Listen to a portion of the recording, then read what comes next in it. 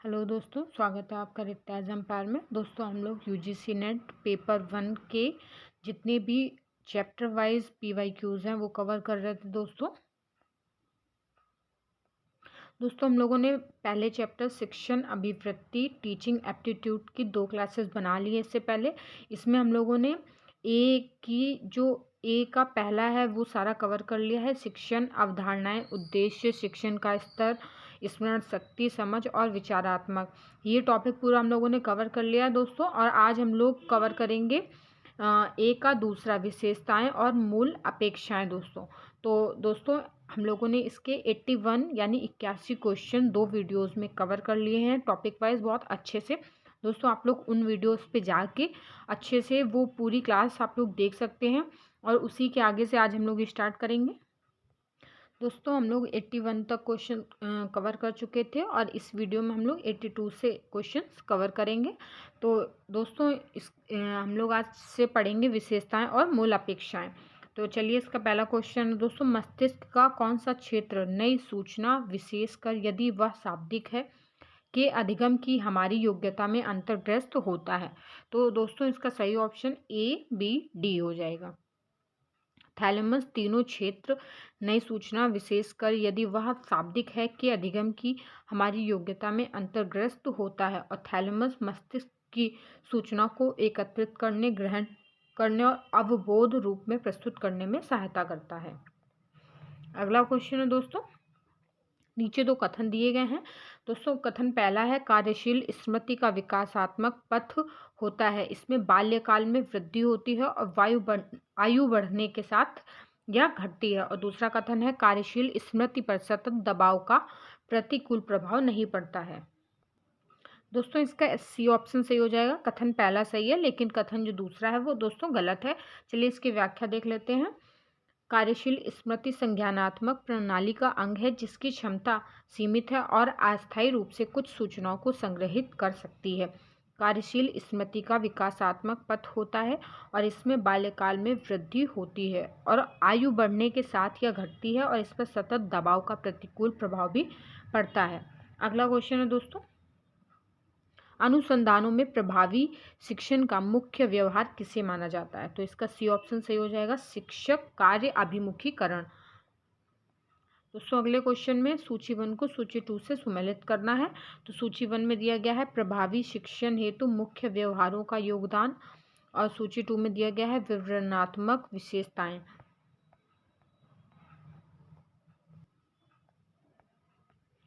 दोस्तों इसका सही ऑप्शन ए हो जाएगा। चलिए इसकी व्याख्या देख लेते हैं। ए में है पाठ स्पष्टता, इसका सही होगा। सभी विद्यार्थियों को सीधा श्रवणीय मौखिक वाक्य प्रस्तुति। बी दिया गया है अनुदेश वैविध्य, इसका सही होगा। पाठ प्रस्तुति की अवधि में शिक्षक के वाक्य प्रस्तुति की नम्यता। सी दिया गया है शिक्षण प्रक्रिया में संलिप्ति, तो इसका सही होगा कक्षा में छात्रों द्वारा अधिगम हेतु निष्ठापूर्वक लगाए गए समय की मात्रा। और डी होगा छात्र सफलता स्तर, इसका सही होगा दोस्तों छात्रों के अवबोधन की आवृत्ति एवं उनके द्वारा अभ्यासों का सही तरीके से पूरा करना। दोस्तों अगला क्वेश्चन है हमारा, निम्नलिखित कुछ बुनियादी अध्यापन क्षमताओं की सूची है जिन्हें अध्यापन संबंधी विभिन्न शोधों के माध्यम से चिन्हित किया गया है और उन्हें चुनिए। जो व्यवहार अनुक्षेत्र की क्षमताएं हैं उनमें से कौन सी क्षमताएं व्यवहार अनुक्षेत्र के अंतर्गत आती हैं। तो दोस्तों ए दिया गया है आत्म क्षमता या सामर्थ्य, बी है नियोजन या प्लानिंग, सी है नियंत्रण की संस्थिति, डी है संप्रेषण या कम्युनिकेटिंग और ई है नमनीयता। दोस्तों इसका सही ऑप्शन हो जाएगा, दोस्तों इसका डी ऑप्शन सही हो जाएगा। बी और डी देख लीजिए, बी और डी नियोजन और संप्रेषण। चलिए दोस्तों इसकी व्याख्या भी देख लेते हैं। व्यवहारिक योग्यता किसी भी व्यवहार विशेषताओं और व्यक्तित्व लक्षणों को संदर्भित करती है, जैसे कि ज्ञान और कौशल सेट जो यह निर्धारित करने में सहायता कर सकता है कि वह जिस नौकरी के लिए आवेदन कर रहा है उसमें कितना सफल होगा। और उसी प्रकार व्यवहारिक योग्यता व्यवहार के सेटों को प्रदर्शित करता है। नियोजन एवं संप्रेषण व्यवहारिक योग्यता डोमेन के भाग हैं।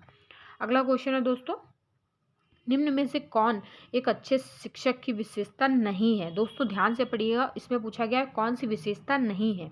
तो इसमें कौन सा सही होगा? डी ऑप्शन सही होगा। विद्यार्थियों को कक्षा नोट बनाने में सहायता करना, ये एक अच्छे टीचर की विशेषता नहीं है। बाकी तीन जो दिए गए हैं वो अच्छे जो शिक्षक हैं उनकी विशेषता होती हैं, जैसे कि विषय वस्तु की ठोस जानकारी देनी है शिक्षकों को, विद्यार्थियों को, और अच्छा संप्रेषण कौशल होना चाहिए, और पढ़ाई गई विषय वस्तु को समझने में विद्यार्थियों की सहायता करना।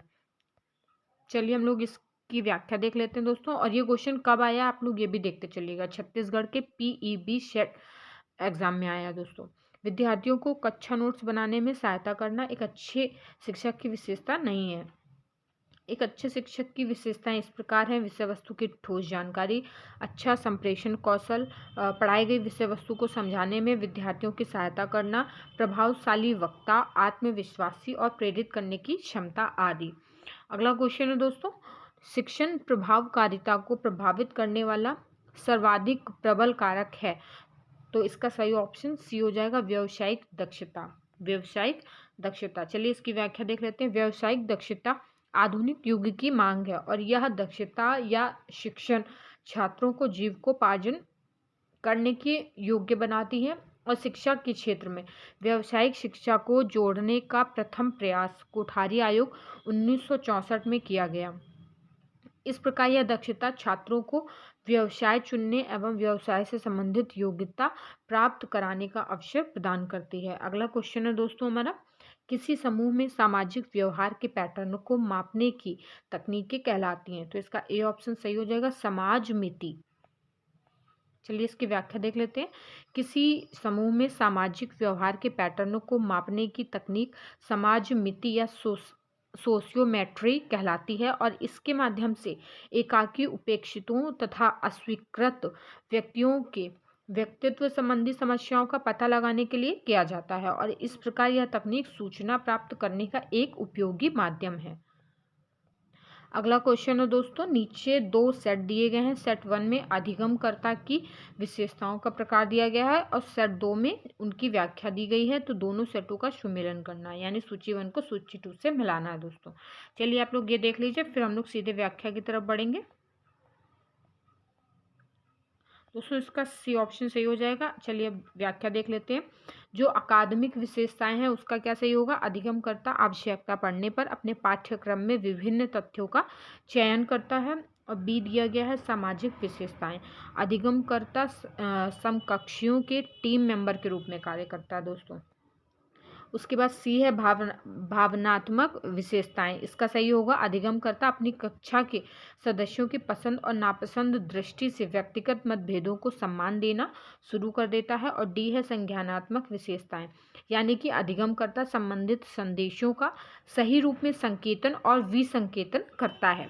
अगला क्वेश्चन है दोस्तों, अवबोध स्तर पर शिक्षण आयोजित करने हेतु मुख्य आवश्यकताएं क्या हैं। तो इसका पहला दिया गया है, प्रस्तुत किए जा रहे तथ्यों और अवधारणाओं से संबंधित बड़ी संख्या में सकारात्मक और नकारात्मक उदाहरण देना।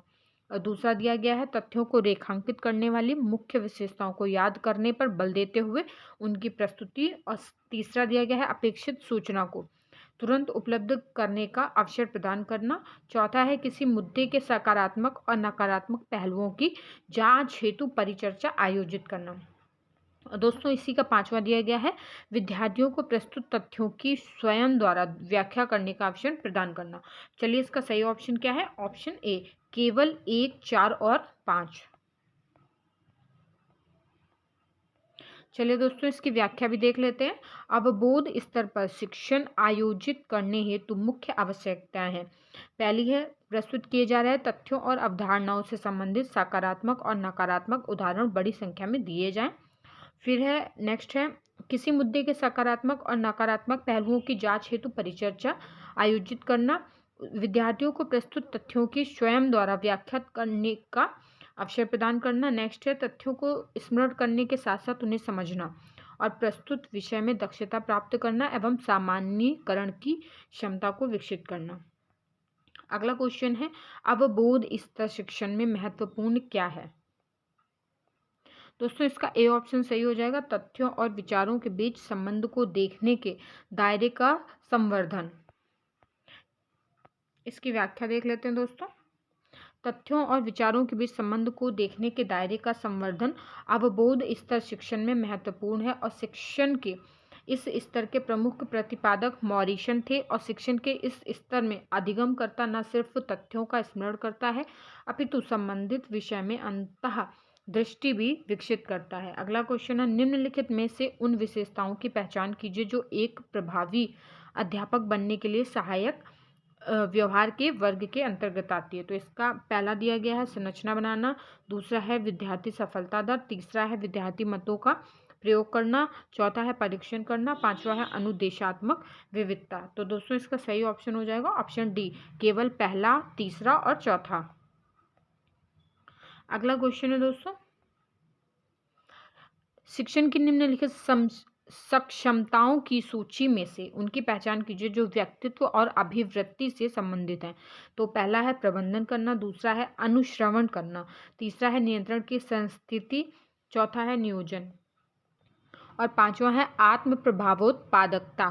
तो इसका डी ऑप्शन सही हो जाएगा, केवल तीसरा और पांचवा। अगला क्वेश्चन है दोस्तों, निम्नलिखित में से किसके संवर्धन से शिक्षण कार्य प्रशिक्षण और अनुबंधन से भिन्न है। तो इसका बी ऑप्शन सही हो जाएगा, आलोचनात्मक चिंतन। इसकी व्याख्या देख लेते हैं दोस्तों। आलोचनात्मक चिंतन के फलीभूत शिक्षण कार्य प्रायः प्रशिक्षण एवं अनुबंधन से भिन्न होता है और शिक्षण कार्य किसी संप्रत्यय निर्माण के लिए मार्ग प्रशस्त करता है एवं प्रशिक्षण और अनुबंधन उस संप्रत्यय को संगठित करने का कार्य करता है जिससे एक ही संप्रत्यय से विभिन्न कौशलों का निर्माण होता है।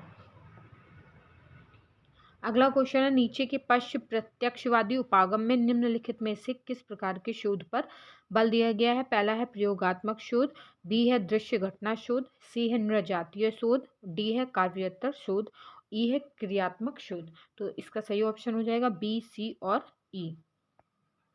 इसकी व्याख्या देख लेते हैं दोस्तों।